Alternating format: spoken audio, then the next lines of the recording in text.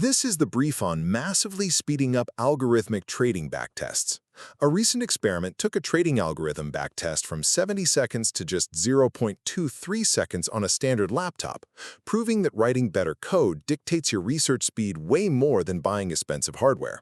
First, this staggering 298 times speedup was achieved entirely through software on an Apple M2 Max by ditching slow, interpreted Python loops, like pandas, for compiled code using numba and splitting work across all 12 CPU cores. The engine flew.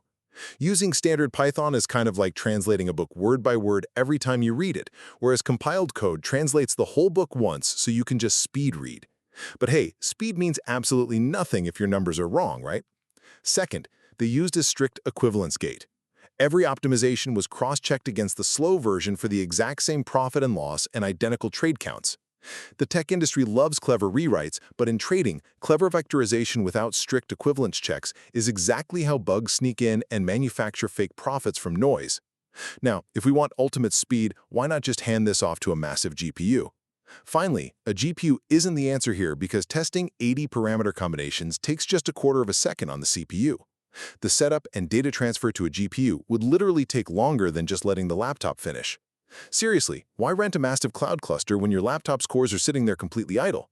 Ultimately, optimizing your software engine dictates your actual research tempo, letting you test more ideas in minutes instead of days without spending a single dime on new hardware.